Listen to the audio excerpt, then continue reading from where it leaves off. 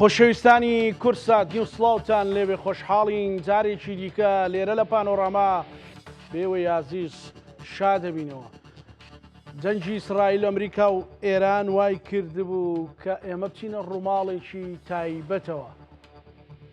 بەڵام دوجار بەهۆی ئاسایی بوونەوەی دۆخەکە بۆ ماوەیەکی کاتی جارێکی تر بەرنامەی پانۆڕاما دەگەڕێتەوە خزمەت ئێوەی ئازیز و هەوڵ دەدەین لەگەڵ هاوکارانم زۆرترین زانیاری و شرۆڤە لەگەڵ میوانە ئازیزەکانمان پێشکەش بە ئێوە بکەین. بابەتەکەی ئەم شەویشمان هەر لێکەوتەکانی جەنگ و دانووسانە لە نێوان ئیسرائیل ئەمریکا ئێران، بە تایبەتیش ئەو دانووسانەی لە پاکستان لە نێوان ئەمریکا و ئێران ڕوویدا. دوجار ئەمە لێکەوتی لەسەر عێراق و هەرێمی کوردستان هەبوو، لەسەر عێراق و هەرێمی کوردستانیش دەیبێت بۆ ئێستا و داهاتوش. ئەگەر جەنگەکە کۆتایی پێبێت و ئەگەر ئاشتێکی درێژمەوتا هەبێت وەگەر خوا نەکردا جەنگیش دەست پێ بکات. وەکو هەندێک سەرچاواڵێن جۆرێک لە خافڵگیرکردن هەیە و بۆ هەیە لە چەند کاژمێری داهاتوودا وا ئەڵێن کە گورزێکی دیکەی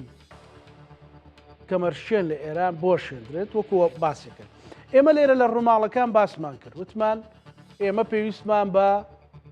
بێلایەنیەکی تەواو هەیە، پێویستمان تەنانەت لە شرۆڤە و لە گواستنەوەی هەواڵیشدا پێویستمان بە بێلایەنیشی تەواو هەیە. بەمانای لایەنداری نەبوو قسەکە، بەمانەی بە حەقیقی بێلایەنی بوو.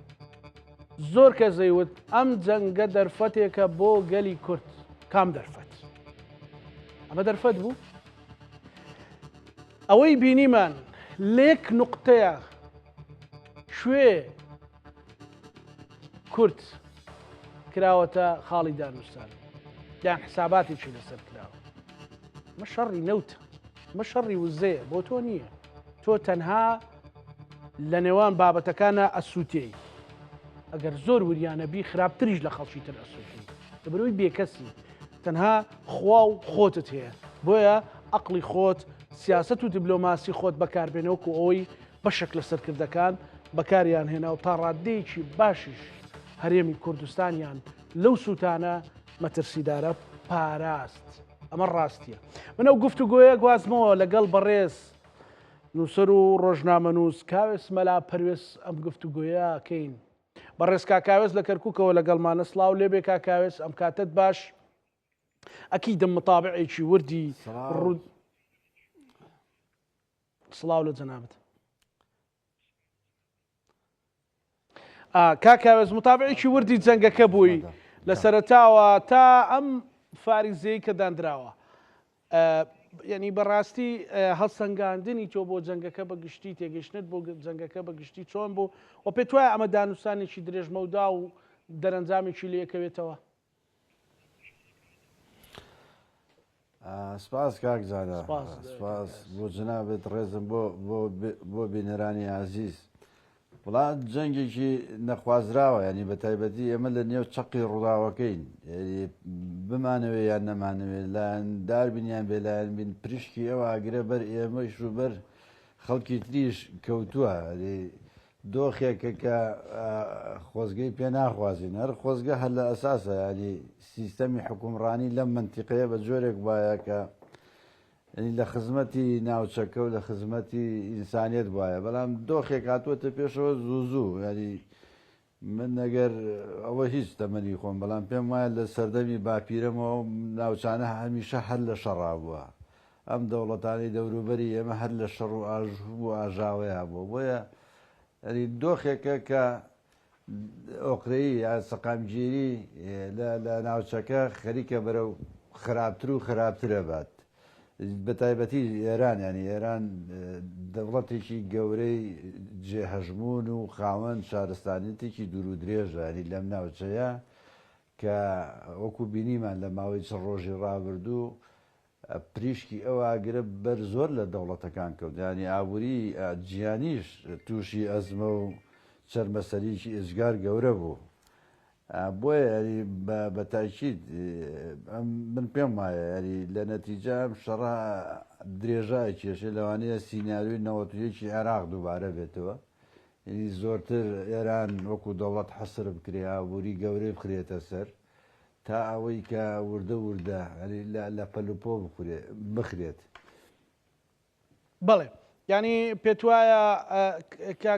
شتێک قسەیەکی ئەڵێن لە دوای ئەوەی کە ئەمریکا و ئێران نەگەیشتنە ڕێکەوتن لە ناو دانوستانەکاندا قسێکێکە لە چەند کاژمێری داهاتوودا لە پڕ جارێکی تر ئەمریکا گورزی سەربازی لە ئێران بۆشێنێت باوکاری ئیسرائیلیان لەگەڵ ئیسرائیل پێت وایە ئەمە ڕوو بدات؟ وڵی من پێم وایە ئەمە ئەگەری ڕوودانی ئەجگار زۆرە، ینی نازانم کاتەکەی چەند سەعاتی داهاتوو یان چەند ڕۆژ و هەفتەی ئایندا پێم وایە ئەوەی کە ترامپیش ئیمڕۆ وتی یعنی وتی من 1995م ناوێ 100م ئەوێ ینی 100ی ئێرانم مەبەستی تەمان و وزەیە هورموزە یۆرانیۆمەکەیە بۆیە بە ئاسانی ینی ئێرانیەکانیش لە تەجروبەی چ ڕۆژی ڕابرد و ئەو فشارە زۆرەی کە لە سەری بوو ینی بەشێکی زۆری سەرکردەکانی بەرگری ئاسمانی چوزانم زۆری تیاچوو بەڵام هەر ڕادەست نەبوو هەرەوە بوو کە بەردەوامیدا بە مقاومە و بەرگریکردن لە نیزامەکە و لە وڵاتەکەی. بۆیە پێم وایە ئەمە درێژای کێشێ و پێشم وایە ئەمریکا لە پاکستانی شکستی هێنا ینی نەفەسی شەڕ ئەو بیانووی کە درایە دەستی ترام لە نێوخۆی ئەمریکا و لە دەوڵەتە ئەوروپیەکانیش فشاری زۆری لەسەر بوو کە ڕێی دیبلۆماسی بگرە ئەمەی کە لە پاکستان دەستیان پێکرد و جێگرەکەی خۆی کە بەناوە یەکێک بۆ لەوانی دژی ئەم شەڕە بۆ نرد بۆ گفتوگۆ کە لەوێ ئەم گفتوگۆیە شکستی هێنا دەرفەتی زیاتریان دەستکراوەتریەکە بۆی کە بە جۆرێکی تر بێتەوە مەدانی جەنگەکە و پێم وایە بەڵێ دانی لە چەند ڕۆژی ئایندا شەڕەکە بە جۆرێکی تر دەست پێکاتەوە لەوانێ ماڵوێرانکەرتریش بێ. ئینشاڵڵا لانی کەم لەبەر مرۆڤایەتی خەڵک زۆر نەهامەتی بینی و ئەوە دەست پێ ناکاتەوە بەڵام تەوقعێکی دروستیشە نزیشە.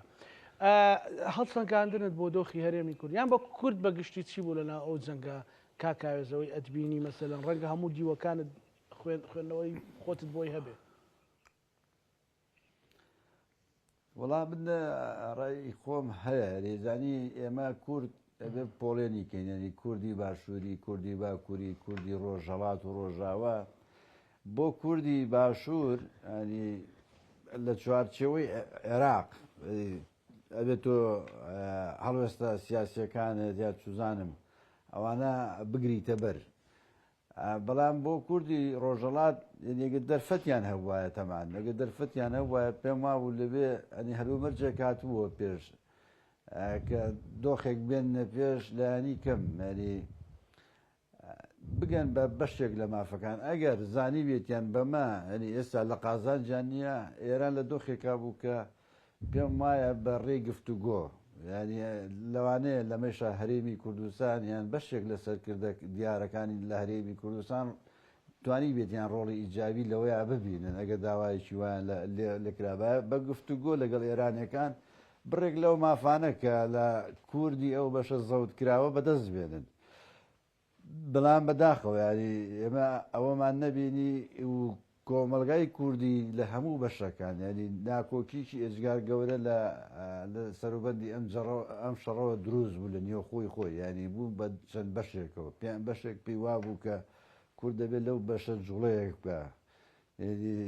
تقریبا سوود لە ئەزمموی نەوەتویکی باشووری کوردستان وەربگرێ ئێستا کە ئەمریکا و وڵاتە گەورەکان ینی پشتیوانی جوڵانەوەیەکەکەن کە هەرچەند ینی لە سەردەمی ترامپا تۆزێ قورسە ترامپ زوو هەموو وەرەقەکان کەشفەکە هەموو ئەوانی شتەکان بە پەنهانی نایڵێتەوە بە نێری نایڵێتەوە زوو خاتەوە سەر میدیا و یعنی هیچ شتێک نایڵێتەوە کە تۆ وەکو پێکاتێ یا وەکو نەتەوەیە کە هەز بە سەلامەتی بکەیت لەو ڕۆوە بەڵام ئەمەی کە لە باشوور و لە عێراق ینی کورد لە عێراق وەکو بەشێک لە چوارچەوەی عێراقیش ینی سیاسەتێکی زۆر معقولانەی هەبوو بەڕاستی ئەم بێلایەنیە بە جۆرە لە جۆرەکان ئاگری شەڕەکەی تۆزێ دوور خستەوە هەرچەندی زیانی زۆرمان بەرکەوتووە ینی بەردەوام ئێمە لە ژێر هەڕەشەی درۆ نابووین بەڵام بە جۆرە لە جۆرەکان توانرایەنی ئەو زیانانە کەم بکرێتەوە نەوەکو ئەگەر ئێمە وەکو چۆن بۆشتی تر لە ڕووداوەکانی تر دەمگەرمین و زوو زوو ئەری ئەوە لێدوانی ئاگری نەدەین و لەو بابەتانە لەمەشە ئەگەر بەشێک لەو سیاسیە کە لە ڕقانەی ئێمە تەسریحی تونیامدا بە کورد زەرەرێکی ئێزگار گەورەیە کرد لە عێراق لە هەرێمی کوردستان. ئێمە پێویستمان بەوە بەلایەنگداری بوو کاک کاوێز ینی پێویستمان بەوەی هەتا گەر بێت و جەنگەکە جارێکی تر دەست پێ بکاتەوە یان ئاشتی هەبێت. زانی ئێمە لە چوارچێوەی عێراق بێ هەنگاو بنین بەڕاستی ینی ناتوانین لە دەرەوەی عێراق نەلایەندار بین نە بێلایەن بین چونکە ئێستا ئەوە زۆر جارێنی ئەو تێبینی هەبوو کە کورد لەم بەشە بۆچی ئەوەی کە بۆ ڕۆژاوای کوردستانی کردی یعنی ئەوە پەیوەندی بەڕاستی هەر بەتەنیا بە کوردی باشوورۆ نەبوو ئەو پەیوەندی بەشێکی پەیوەندی بە پێگەی ئێمە و حەزی عێراقیەکان هەبوو لە عێراق و لە بەغدا ینی ئەوان دەرفەتی ئەوەیاندا چونکە بە هەردوو لامان یەک دوژمنێکمان هەبوو کە جۆلانی بوو ئەمە دەرفەتێکی پێداین ئێمە لە چوارچێوەی عێراق کە بێ فشار بێ ئەوەی کە فشاری زۆر لەسەر کورد دروست بکرێ خواستەکانی خۆمان بە خۆ پیشاندان بێ بە کۆکردنەوەی کەمپین بێت سوزانم لە ڕووی لە ئاستی باڵاوە ئێمە ببین بە بەشێک ببین بە چەترێک بۆ پشتیوانی کورد لەو بەشە کە تووشی شەڕێکی زۆر نەخوازرا بوون بەڵام لەمەی ئێستا ئێمە زانی هەرە بۆکو بەشێک لە عێراق سوکە و لەو مەسلەیە بکەین چکە ناتوانانی لە دەرەوەی ئەوە یعنی زانی بەرگەی ئەو فشارانە ناگرین یعنی ئێمە ئەگە بۆ نمونە لایەندار بین لەوەی کە دژی ئێران هەر جوڵەیە بکەین لایەنی کەم ئەوە عێراقیەکان دەست بۆ لەوانەیە بۆ موچە و بۆ میزانیەوە بۆ ئەوشتانە ببن فشاری زۆر لەسەر دروست بکەن وەکو دەستور و قانون و ئەوەی کەم منطقیشە تۆ ناتوانانی لە دەرەوەی ئەو وڵاتە کە وەزیری خارجیەکەت کووردە تۆ بەڕێوەیەبی دژی سیاسەتی ئەو وڵاتەبی کە تۆ بەشێکی تیای بۆیە پێم وانێ ینی کورد بەدەر لە مەسلەی عێراقی بوونەکەشی لە دۆخێکان نەبوو یاری بتوانێت لایەنداری بکە بەو جۆرە ینی بەو جۆرەی کە لەگەڵ تەرەفی ئیسرائیل و ئەمریکا بێ ئەمە ینی دژمنێکی ئێزگار گەورە بۆ خۆت دروست دەکەی ئەوە لە ئێرانیش گەڕێکە ئێستاکە لەوانێت دۆخی خراپ بێ نتوانێت لە ئاستی ئەوە زاربەی گەورەت پێ بدە بەڵام تورکیا ئەم پێم وایە دەورێکی ئێزگار گەورە و میحوەریە بینێت لە مەسەلەیە ینی تورکیا زۆر دژی ئەوە بوو کە کورد ببێ بە بەشێک لە ئەجندەی ئەمریکی لە ناوچەکە تورکیا هاواری لە ئێستا بوو بۆیە هەموو ئێمە دۆخێکە هاتە پێشەوەگە لایەنداریمان بکردایە لایەنداری ئەمریکامان بکردایە دۆخێک هات کورد زیانی ئێزگار گەورەی بەرەکەوت ئەوەی تریشیان هەر دروستە یاری ئێستا لە دۆخی وایە کە تۆ لایەنداری ئێرانیشکەی هەر موسیبەتە یاری موسیبەتەکە کەمتر نییە لەوەی کە لایەنداری ئەمریکا و تەرەفەکەی تر بکەیت بۆیە لە هەموو حاڵەتەکان هەرچەند ینی کورد قودرەتی ئەوەی نییە تەبان کە بە جۆرە لە جۆران بەشە لە شەڕەکە بەڵام وەکو زۆر وڵاتانی تر ینی دەوڵەتی گەورەی وەکو سعودیا وەکو تورکیا وەکو ئیمارات و کوێت و ئەمانە بە تایبەتی سعودیانی کە دەوڵەتێکی گەورەی و چەقی مەرجعی ئاینی بەشێکی زۆری مسلمانانیشە ئەو هاواری لێ ئێستا بوو کە بێلایانی بۆ هەموو تەکنەلۆژیا بۆ هەموو ینی چەندێک کە خۆڕاگریش بوو بەرامبەرەوەی کە زەربە و زیانی زۆریشی پێگەیشت ینی سەروەری وڵاتەکەشی لە زۆر جار شکێنرا بەڵام هەر بێدەنگی هەڵبژات یاری بێلایانی هەڵبژات لایانی کەم لە ڕووی بە ئاشکایی بێلایەن بوو من حەقم بە ژێراوژێر نییە کە تەلەفۆنی بۆ ترام کرد بێ بە جۆرێ هاری دابێ یان پەمپیدا بێ بەڵام ئەم دەوڵەتانە نەیانتوانیمانی ببن بە بەشێک لەو شەڕەکە ئابوووریەکەیشیان خراوەتە ژێر فشاری توندەوە ئەگەر خەڵکی تر وڵاتی تر بە سەدان ملیۆنیان دایان ملیارد دلار زەرەری کردبێ وڵاتانی خەلیج بە زۆر لەوە زیاتر زیانی ئابووری گەورەیان بەرکەوتووە لەم شەڕە نەیانتوانی ببن بە بەشێک تەمان کە قاعدەی ئەمریکی لێیە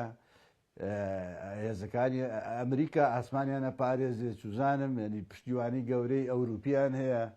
هەموو دەوڵەتە ئەوروپیەکان هاتنە دەنگ بۆ پاراستنیە وڵاتانە ئینجای شەمان تقریبا ناتنە نێو ئەو شەڕەوە بۆیە بە پێم وایە کورد ئەری تا ئێستا زۆر باشی هێناوە گەرچی ئەم شەڕە زۆر لە قودرەتی کورد گەورەترە وێڕایەوەی کە حکوومەت و پەرلەمان و ئەوانەشی نییە بەڕاست لە ئێستادا مەسەلەن دەستگای مؤسساتی دامەزراوەیشی نەبووە ینی بەڕاست پشتی پێ بەستێ و بڵێ ئەمە لە پەرلەمان کۆبینە و پەرلەمانە و قەرارەیدا یان حکوومەتە و قەرارەیدا ئەین زیاتر حەکیمی هەندێک لەسەرکردە سیاسەکان بووە زۆر ڕاستە وایە بەتا تۆ بۆشایەکی گەورەشت هەیە بۆشایەکی گەورەی قانونیت لە وڵاتە دروست کردووە زانی بۆیە یاری تۆ هەرە وایە هەر بەم جۆرە مامەڵە بکەی یاری بۆ حدەسی لەم شێوەیە تۆ پێویستیت بە دامەزراوەکانە دامەزراوەکان ئێستا لە بۆشایەکی ئەجگار گەورن ینی لایەنداری و بێلایەنی لەم مەسلەیە پێویستی بۆ دامەزراوانەیە اینجاش ینی کورد توانی عێراقیەکانیش بەڕاستی عێراقیەکانیش لە ئاستە دەوڵەت دارێتێکە لە ئاستە حکوم دارێتێکە توانیان ینی بە جۆرە لە جۆرەکان عێراق دوورخەنەوە لەم شەڕەکە شەڕێکی ماڵوێرانکارە ینی شەڕێکی ئێجگار گەورەیە کە هەر هێزیەک هەر دەوڵەتێک بچێتە نێوە بە سەلامەتی لایەنیکەم بە سەلامەتی شعبەکەی لێ دەرباز ناکە باشە کاکاوێز پێش ئەو شەڕە زۆریان و مەسەلەن هەرێمی کوردستان لەو مەترسی گەورەیە و مەترسەکەمان بینی بەڵام شاوت دەرفەتیشە لەن ئەو مەترسی و دەرفەتە ینی کامیان بوون چۆنی بوون ینی کە ئێمە ئاتوانیمان سفادە لە دەرفەتەکان بکەین وڵاهی ئەزانی بە دەرفەت لە دۆخی وایە لەم هەلوو مەرجانی کە دێنە پێش دەرفەت هەن ئەگەر بە حەکیمانە تۆ بتانی هەڵسوکەوتی لەگەڵ بکەیت تۆ بتانی لەگەڵ لایەنی کەمانی چکە ئێستا کە ئەبێ بە شەڕ ئەگە پێشچاوی سیاسیەکان ئەوانەی کە خاوەن قەرارن ڕۆن بێ کە براوی کێ چکە دوای شەڕ هەمیشە کێکەکە دابەشەکرێ ئەوانەی کە بەشدار بوونە لەو شەڕە بن بە خاوەنی دەستکەوتە بن بە خاوەنی ئەوەی کە شتێکیان بەرکەوێ بەڵام ئەوانەی کە نابن بە بەشێک لەو شەڕە پێم وانییە ینی زانین دەرفەتەکان چییە ئێستا بۆ کورد مانەوەی هەرێمی کوردستان گەرچی یەک دنیا کەم و کورتیشی هەیە مانەوەی پێم وایە ئەمە دەستکەوتە کە ئەبێ سوود لەو دەرفەتانە وەربگیرێ یاریێزاری ئێمە نابێت دەوڵەتەکانی دراوسێمان ئەوانەی کە خاوەن هەژمونی ئێجگار گەورە بۆ ڕژێنین دژی ئەم کیانە دەستوری کە لە عێراق هەیە نایش بێ ینی ئەمریکایش وەلاوە بنەی کە ینی بە درێژایی 30 ساڵی ڕابردوو ئەمریکانە وایە ئێمە تۆزمان چوبوو بە ئاسمانە لە زۆر قۆناغ لە زۆر قۆناغی حساسە ئەمریکا ئێمەی پاراستووە بۆیە گرنگە ینی هەردوو لا بۆ ئێمە گرنگە ینی ئێمە نە قودرەتی ئەوەمانەیە هاوکێشە لە ئێران بگۆڕین بەڕاستی نە قودرەتی ئەوەشمانەیە پێش بە ئەمریکا ئەوانی تر بگرین کە ئەم شەڕە ڕابگیرێ لەنێمە لە دەرەوەی قودرەتی ئێمە و سعودیا و عێراق و ئەوانەی تریشە تەنانەت لە دەرەوەی قودرەتی ئەوروپیەکانیش بوو بۆیە بۆ میلەتێکی بێکەس بێکەس زوڵم لێکرا و هەرەوەیە کە ئەم فرسەتانە بقۆزێتەوە بە زۆرێ لە جۆران هەندێک جار بە بێدەنجی هەندێک جار بە بێلایەنی هەندێک جار بە تەرەفگیریش هەنێگە بزانێت دەستکەوتەکانی ئەپارێزرێ ببێ بە بەشێک لەو ئەجندانەی کە کورد لەم مەرحلە نازکە تێپەڕێنێ ئێستا مەرحلەکە مەرحلەی بزنزە بەڕاستی ینی دەرچووە پێشانی شەر وا بوو بزنس بۆ بەژەوەدی وڵاتەکەبەری تری لێ ترامپە معقولتر باسییان ئێستا ترا معقولتر باسییانەکە بەڵام ئێستا ترامپ ئەوەی لەژێر بەڕێی خاتە سەر نەوتمەوێ هیچی تیان هێشتەوە تۆ نەوتێوێ ینی تۆ حازرە نەتەوەی وەکو کورد و قەوارەکەشت بکات دە قوربانی کۆ ینی بەرژەوەندی ئابوووریەکانی خۆی بۆی لەم دۆخانەیە بۆ کورد زۆر ینی ئەبێ هەلومەرجەکە وە خۆی بە تایبەتی لە سەردەمی ترامپە ینی سیاسەتکردن و بەڕێوەبردن لە سەردەمی ترامپە تۆزێ وردەکاری ئەوێ لایەنی کەم ینی بۆ ئێمەی کورد کە پشت و پەنامان نییە ینی هیچمان نییە ئێستا ترامپ ئێستا کە ئەوە کە هەموو دنیا قسە لەسەرەوە کە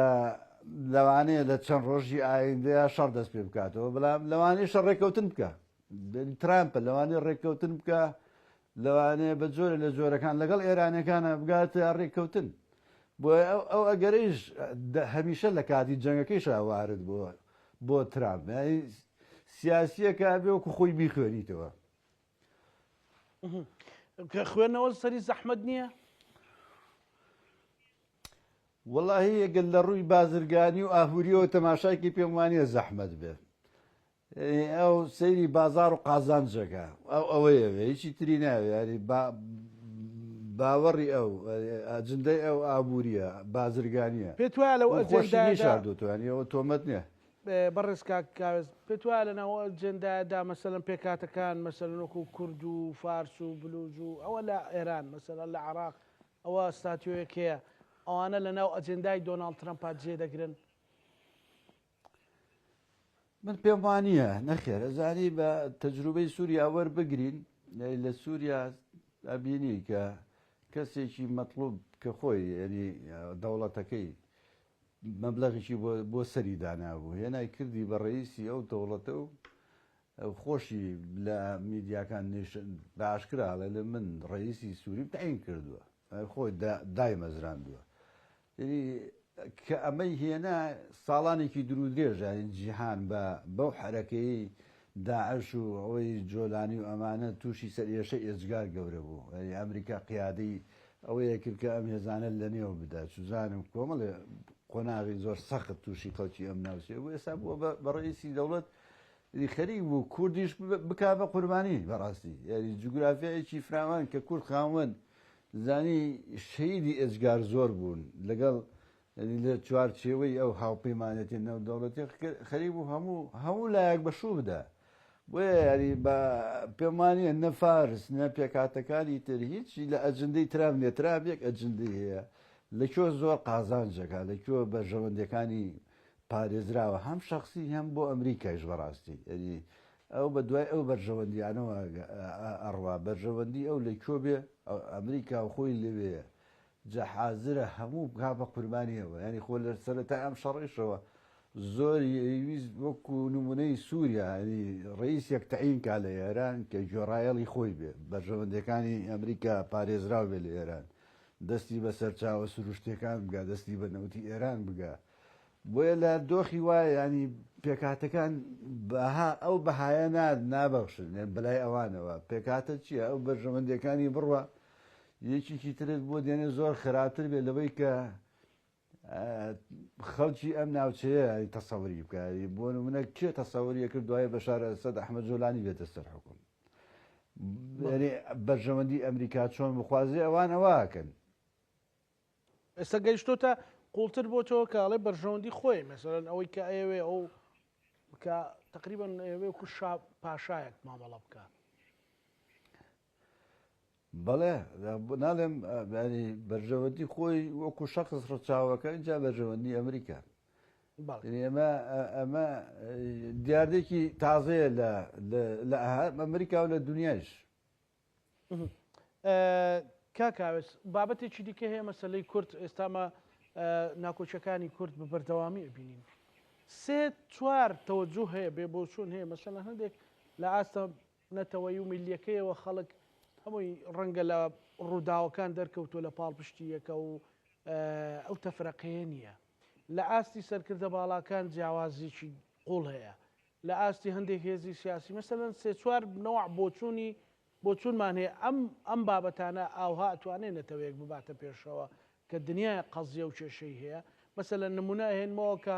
ئێمە ڕۆژگارێک خەونمان بۆ بینی پارێزگاری لە دوای ڕووداوەکانی 16 ئۆکتۆبر و ڕیفراندۆمەوە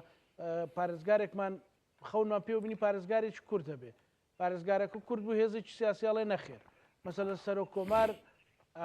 دوێنێ دانراوە ئەڵێ نەخێر من مامەڵە لەگەڵ ناکەم ینی ڕەنگە گەر پارتی دابنێچێتی بڵێ نەخێر ینی ئەم جۆرە مامەڵەکردنە چی ئیسفادە بە گەلی کوردەگەیەنێ وڵا نەکی ئیسفادە زیانی زۆر بە کوردەگەێنێن زانی ئەوە بۆ هەر کوردێکی ساخ کە خۆدەوی بۆکانی ئەسەفەوە خوازێکە بەداخوانی هێشتان ئێمە نەبووین بەدەتەوە یعنی زانی حەزب زۆر لە سەروینەتەوە وابینین یعنی ئەمە کێشەی هەرە گەورەیە بەداخەوە سیاسیەکان و ئەوانەی کە لە نێو حزبەکانیش بڕیار بەدەستن ئەم دۆخە خراپیان هێناوەتە پێش زۆرتر خیاڵێکی و عەشیرەت و ئەمانە ڕچاوەکەی ینی بۆ ڕوانینەوە سەیری کوردبوون و دنیا و سیاست و تەنانەت ئەزانی ئەمە لە نییە خۆشمان لە نێو هەرێمی شتێمان پڕان گاندومانەتە بەغدا پێم سەیرە تۆ ئەگە با ڕێکیش نەبین یعنی حزبین ئەجندەی جیاوازمانەیە کە مادام پرۆسەکە چووە نێو پەرلەمان و بە پرۆسێکی دیموکراسی بۆ هێزی سیاسی معقولەوەیە کە ئەزانی ئەوەی سەرەکە پیرۆزبایی لێ بکە ئەری ئەمە ئەم شەڕی کە لە هەرێم هەیە شەڕێکی زۆر بێمانایە نابێ بیبیتەوە بەغدا یعنی سەیری کە ئێستا بۆ نمونە ناکۆچی پارتی لەگەڵ سەرۆکی پەرلەمان نەگەیاندەوەی کە بڵێ من بەیاننامە دەرکا بڵێ من ئاعتراف بەو سەرۆکی پەرلەمانە کارتۆنیە ناکەم بایکۆت یەکەم یان ئەگەر تۆ کێشت لەگەڵ سەرۆک وەزیرانە هەبێ نەیگەیاندوە ئەوە بەڵام کە چووکە کوردێک لە پرۆسەیەکی دیموکراسیە سەرەکەوێ ئەیباتەوە تۆ نابێ بەم حەق دوو ڕقەوە تەماشای بکەیت و بێ هەندێک جار ئەندێ ئاماژە لە میدیاکانەوە بدەیت کە وەڵا بۆی نییە بێتەوە ئامێدیش ئەم تێگەیشتە بەڕاستی یانێزانی بۆ کوردێک لە زاخۆ بێ یان لە خانەقین بێت لە هەر شوێنێکی ئەم وڵاتە بێت لە قامشلو لە سنەیش بێت دڵی ژانەکە یێزانی ئێمە زۆر جار دڵمان خۆشە بوو ئامود وەزیری فلان شوێن بەرچەڵک کووردە ڕێز و زەرای فلان شوێن وایە جێگری سەرۆک وەزیرانی هۆڵندا بە ئەسڵ کووردە کورە ئەزانی هەردڵت پێ خۆشە معقولێ ئەزانی لە کێبڕکێکی دیموکراسی سەرۆک کۆمارێک کە ئەزانی ئەو کۆمارە یعنی ئێمەی زۆر عەزێت داوە ئێستا کوردێکە بینی ئەو ئەمە بووە بە عورفێکی سیاسی کە کوردێک لەو پێگەیە بینی بۆ ئەمە بین ئێمە پێگەکە جارێ سووکەین پێگەکە ناشرینکەین اینجا چەلەحانەیەکی زۆر بێمعنا لە نێو خۆ دروستکەین کە ئینسان کوردبوونیشی لە بەرچاوکەوێ کاکە نە سیاست واکرێ نە حزبایەتی واکرێ ئەمە پرۆسەیەکی دیموکراسیە لە پەرلەمان باشە ئەگەر بەیانی بۆ 4 ساڵی ئایندە حزبەکەی تۆ کاندیدەکەی دەرچوو حزبەکانی تری هەرێم بەدڵیان نەبووە بێ هەمان معاملە و هەمان هەڵسوکۆت بکەن ئەمە من پێم وایە ینی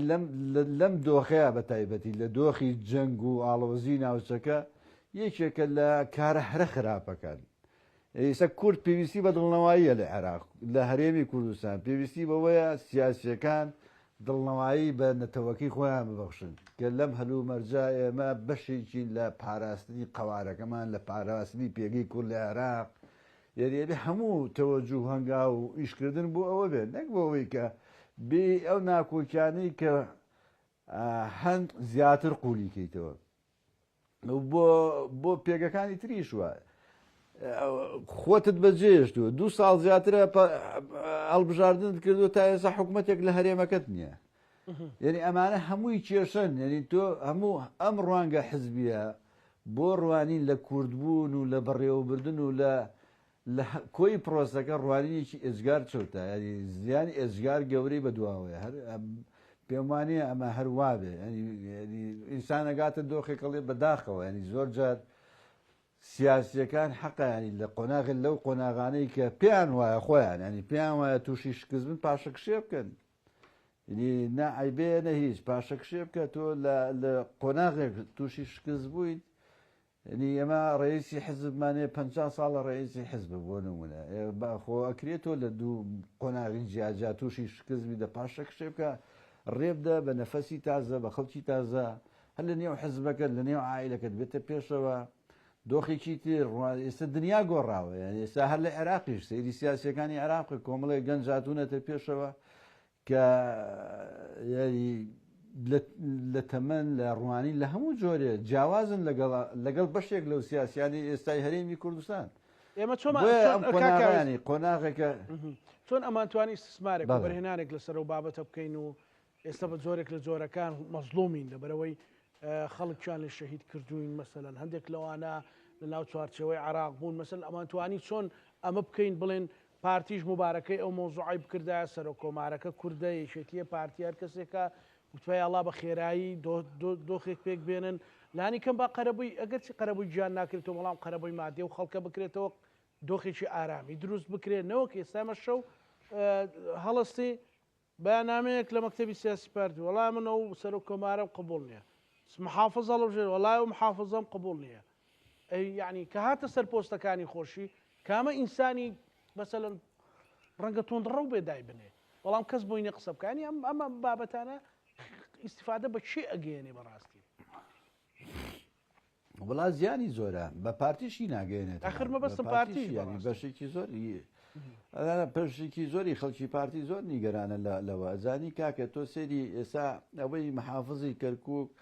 لێگەڕێ ساڵ زیاتری نزیک 2 ساڵە بەسەر ئەو پرۆسێت تێپەڕیوە کە ئەو کاتەیش ینی ئەزانرا هەر بە منطقی دیموکراسی بە منطقی کوردایەتی کامێزی سیاسی زۆرترین دەنجیێنان جەماوەرەکەی زۆرتر بوو ینی تۆ ئەمە داینێ بەیانەی تروکمان زۆرترین دەنگێنێ ینی حەقی ئەوە کە لایەنی کەم قسەی هەبێت لەسەرەوەی کە کێکا بە پارێزگاری شارەکەی بۆ عێراقی شەروا بوو یاریزانی بۆ عێراقیش خۆزگە نەگەیشتایە لە بینی پارتیوی چێتی و هێزەکانی دەروی پارتیوی چێتیش نەگەیشتایە بەوەی کە ئێمە ئەو چە لە حالیە دروستکەین لە نێو پەرلەمان و لە نێو کورد لە باشووری کوردستان دووبەرێکی بۆ جۆرە شۆڕکەینەوە دەبوو پێش ئەوە ڕێککەوین ڕێککەوین لەسەرەوەی کە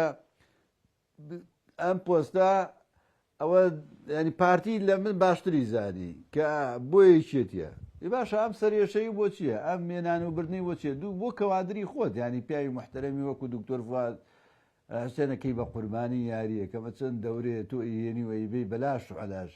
یعنی ئەم جۆرە یاریکردە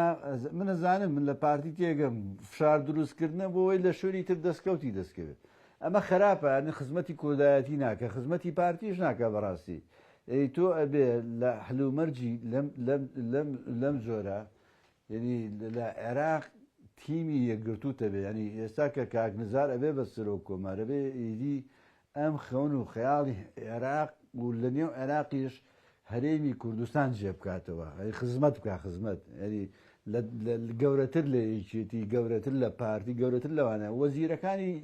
تریش لەلایەنەکان ئەندام پەرلەمانەکان یعنی ئەبێت تۆ خەمی گەورەتەوە بێ کە چۆن یەکریزی لە هەرێمەکە لە نێو نەتەوەکە دروستەکەی و چۆن خزمەتیەکی چۆن ئەو کەم و کوڕی و کێشانەی کە هەیە بەڕۆکی خەڵکی کردووە چۆن ئەمانە چارەسەرەکەی چۆن سوود لە پێگەی عێراق وەرەگری چۆن سوود لە تواناکانی عێراق وەرەگری بۆی کە خزمەتی خەڵکی خۆت بکەی ئێمە ئەوە 10 ساڵ زیاترە مەسلەی موچە بووە بە کێشەیەکی گەورەی نەفسی بۆ خەڵکی هەرێمی کوردستان باشە ئەگەر ئێمە تیمی یەکگرتومانە بێ وەزیرەکانمان خەڵکەکانمان قیادیەکانمان بۆ ڕوانگەیە سیر بکەن کە ئەمانە ئەبێ پێگەیان لە بەغابوو ئەوە بەکاربێن خزمەتی خەڵکی خۆیان بکەن پێم وایە ناگەینەوە دۆخە و هەندێک جار ململانەکە ئەمەندە تون نەبێ وای لێەکەن کە بەداخەوە یاری هێزەکانی دەرەوەی کورد عارەبیەکان شیعە سونە دێن بە جۆرە لە جۆران نێبن بە بەشێک لەو یاریە لە نێوان ئەم هێزە سیاسیانە کە ئەمە خراپە دی کوردەگە بۆ خۆی یەک کوتلەی یەگرتوو بێ یەک خەمی کوردی هەبێ پێم وایە زۆربەی ئەم کێشانە تێ ئەپەڕێنی نێماگەینە قۆناغێکی تر ئەگەر تۆ لە ئازانی سێریکە یعنی بەداخەوە پارتی وای لێ هاتووە خوایانە هەڵسو کەوت لەگەڵ هەموو شتێکە بە تایبەتی بۆ مەسلەی کوردبوون ئەگەر من نەبم ئەوەی تر کورد نییە کاکەوانە ئەنی ئەم تێگەیشتە خراپە ئەم تێگەیشتە خەڵک نیگەرانەکە خەڵکی تریش کووردە خەڵکی تریش قوربانی داوە خەڵکی تریش تێکۆشەرە چوزانم ئەنی ڕەنجی داوە بۆ ئەو وڵاتە ئەنی معخولە تۆ ئەوەی کە تۆ لە چوارچێوەی ئەوەی تۆ نەبێ کورد نەبێ ئەنی ئەم تێگەیشتە خراپە ئەتوانرێت یعنی باسی عقلی نوێت کرد باسی کۆمەڵێک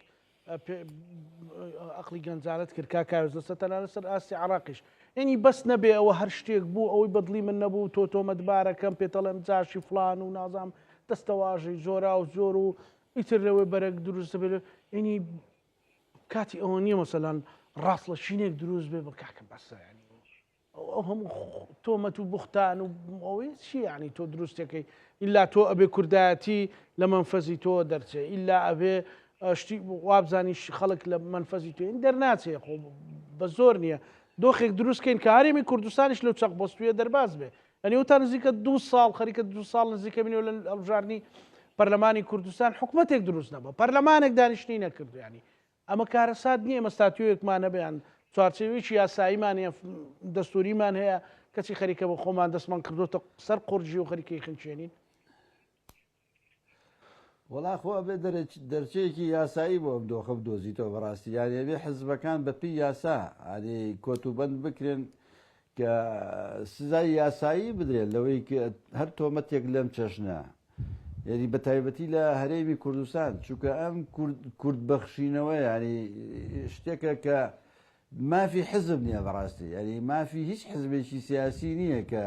ئەو پێی وابێ کێ کوردی باشە و کێ کوردی جاشە هەندێک جار ئەمە وەکو بۆرسەی دۆلار ئۆمانەیە بەرز و نزمی شەکە ینی ئیمڕۆ فلان کوردی باشە سبەینی ڕێک فلانە بێ بە کوردی جاش ئەمە یاریزانی لۆژیکێکە هی مناقەشە نییە بەڕاستی ئەی تۆ ناتوانانی مناقەشەی ئەو لۆژیکە بکەیت لەگەڵ ئەو هێزە سیاسی لەگەڵ ئەو قەڵە سیاسیە چونکە خۆی بۆ نمونە قوربەسەرێک کە ئەگەر باوەش بە یوسف کلابیا بکە باوکیش یەکەت بەجاش بەڵام ئەگەر خۆی هاوپەیمانی بکە ڕێککەوێ ببێ بە بەشێک لە ئەجندەیە خۆی کوردی باشە ئەم پێوەرانە ئەم لۆژیکە گفتوگۆ نیە ئەی تۆ ناتوانانی گفتوگۆی لەگەڵ بکەیت بەداخیشەوە ینی سەروەت و سامانی ئەم وڵاتە لەبەردەستی بەشێکی زۆری ئەوانەیە کە لە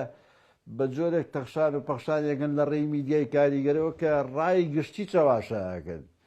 ڕای گشتی بە لا ڕێیا بن بە جۆرێک کە ڕاستکردنەوەی تۆزە قورسە بێ هەرچەند ینی ئێستا وشیاری خەڵک زۆر بەرزە لە ئاستێکی زۆر گەورەیە بەڵام هێشتان ینی ئەمە هەرماوە ینی ئەمە بووە بە بەشێک لە ئەدەبیاتی میدیای پارتی کە خراپە ینی بۆ پارتیش خراپە بۆ هەر هێزێکی سیاسی کە چاو لە پارتیش بکە ئەمە خراپە کوردی باش و کوردی جاش زانی نییە ئێمە ئێستاکە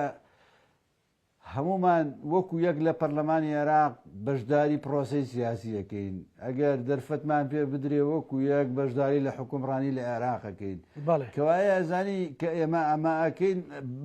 یاری بە هاوپەیمانی لەگەڵ هێزەکانی سوننە و شیعە ئەمە ناکرێت تۆ بێ ئەوەی کە خۆت پێت ڕەوایە بیکەی چاکە بێ چاکەی گشتی بێ کوردایەتی بێ بەڵام ئەگەر خەڵکی تر ئەمە بکات هەزاران تۆمەتی بۆ دابتاشی بۆیە بەداخەوە ینی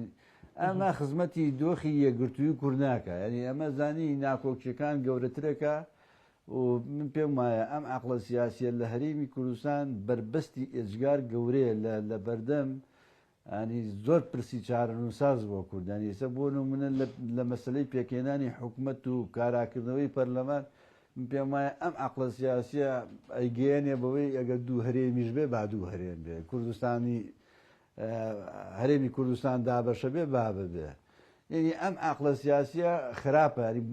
بۆ ئەوەی کە هەژمونی هەبێت لە شوێنێک لە جوگرافیەیەک حازرە هەموو شوێنەکانی تری ئەم وڵاتە بکا بە قوربانی باشە ینی کەواتە من بەڕێزت بە ئاستە یاساییەکە وەڵامی مندا بەڵام بە ئاستە میلیەکە بێ چی بکرێت وەکو باسی مێدیاشت کرد مەسەلەن جۆرێک لە چاواشەکاری دروستەکرێت هەندێک لە خەبەر و تەحلیلەکان 24 کاتژمێری بەسەرە تێپەڕ ناچێت کە مەسەلەن عکس دەرەچن دیسان بۆ عکسەکەش چاواشەکاریەکی تر هەیە بەڕاستی ئەمە ملەت و شی پاشاگەردانێکی گەورە ناکەوێت ڕێی ئەو هۆشیاریە باڵایەکی هەشە وڵا بەرەوەڵا سەر لێ شێوانێکی گەورە دروست دەبێت ئەمە پێویستی بەوەیە هەرێ ئێستا میدیایەک تەوێت بەس ئەوانە لێ دەیتەوە بەس بێ بەراوردی بکەیت هێشتا نەزانین دەرەقەتی ئەو دۆخە نایە بۆیە لێمەنی تۆ بێت لە ڕووی یاساییەوە زانی بەعقول نییە منطق نییە کابرا بۆ نمونە 10,000 دەنگێناوە بۆتە پەرلەمانتار ڕۆژانە تۆ میدیاکە تا ڕاستەکەی ئەنوە ناوی بینەکەی خۆ ئەو پەرلەمانتارە ناوە فکری منە کەیفم بە چارەشی دێ بەڵام پێم ناخۆشە تۆ ڕۆژانە ئەمە جارسیغەیە ئەمە جاشە ئەمە چییە ئەمە وایە ئەمە ئەبێ مؤسسەیەکی قانونی هەبێ بەڕاستی یاری لێ پێچینەوە بکە با حزبی گەورەش بی با حزبی حکومڕانیش بی یعنی ئەبێ کۆتایی بەم نەهجە بەم سەقافە خراپە بێنی بەم عەقڵیەتە سیاسی بێنی کە ئەوەی وەکو تۆ بیری نەکردەوە ئیتر تۆ دنیایە ناوی ناشرینی بۆ دابتاشی. ئێستا نووری مالیکی سەردەمێک یانوت پێ بنێتە سەر خاچی هەرێمی کوردستان و هەر کەس تەوقەشی لەگەڵا بکات جاشە. ئێستا پارتی دموکراتی کوردستان لەگەڵ نووری مالیکی هاوپەیمانە. مەسەلەن محەممەد حەلبوسی ڕۆژانێک هاوپەیمانەتیە بوو لەگەڵ پارتی دموکراتی کوردستان. ئێستا پێڵێن ئەوەی مشکیلەکەوێ یەکێک لەو سەری دنیا شیعەیە، یەکێکی لەو لە سەری سوننەیە. ئەوان هەر یەک قسە بەکارێنەڵێن ئەوە تۆ جاشی ئێرانی. لە کاتێکا لەناو چوارچەوەی عێراقا لە نووری مالیشی نزیکتر لە ئێران نییە تا ترەمپی لەسەرە ڤیتۆی ئێرانی لەسەر. یعنی نازانم ئەمانە خۆیان چۆ قەنەعەتیان بۆ خۆیان هێناوە کاکاوێت ئەمە کاریگەرەوە یەکە وەریگرین. ئەنی زەربەدان نییە لە داڕوخان و داخورانی پرسەنەتەوەیەکانیش. ئەنی تۆ میلەتەکەت ئاوا هەڵبەز و دابەست پێ معیاری حزبیت. وڵی من پێم خۆش نییە بیڵێم بەڵام ئازانی هەندێجار ناچارە بێ زانی ئەو عەقڵە سیاسی کە ئەو وێزە بەڕێوە بە پێی وایە خەڵکی کورد خەڵکێکی گەوجن گەمژەن چۆن ئەزانی بۆیە قسەی ئێمڕۆ لەگەڵ سبەینێ زۆر جیاوازە بۆ هەر کارکتەرێکی سیاسی کە ئەکرێ بۆ هەر کارکتەرێک زانی تۆ ڕاستە سیاست بەرژەوەندیە بەڵام ئەمە لەوە تێپەڕیوە ئەم میزاجی شخصیە ئەم کاکانە لە ئیکە میزاجی شخصیە زانی بەپی میزاجی ئیمڕۆ بڕیارەدا کە کاکزانا چۆنە کوردێ باشە یا کوردێ خراپە ئەم میزاجە یعنی پێی وایە ئەو پێی وایە ینی ئاغایانەیە کۆخایانەیە کە ئەو میلەتە تێناگە میلەت یەک نییە وشیار بێ بۆیە ئیمڕۆ مالیکیە کا بە فریادڕەسی عێراق دوێنێ مالیکی دوژمنی عێراق و دوژمنی پێکەوەژیان و قاتل و کۆمەڵێ ناو ناتۆرە بوو دوێنێ لەگەڵ حەلبوسیە هاوپەیمانیکی ستراتیجیە بەستێ ئیمڕۆ حەلبوسی بۆی هێ بچێتە هەولێر ئیدی بە ئەنواع شێوە کە تۆ دی تۆمەت بۆ نەیارەکانت چ لە ئاسی عێراق چ لە ئاسی کوردستانیش بەداتاشی دەیان کارکتەری سیاسی بۆیە حاڵی پارتی لە بەغاوە وایە تەمانەمە بەش پەیوەندی بەوەیە بۆیە حاڵی پارتی لە بەغدا ئێستا بۆ جۆرەیە من زۆر جارانی تعجب بەکەم لە توانای ئەو قوربەسەرانی پارتی کە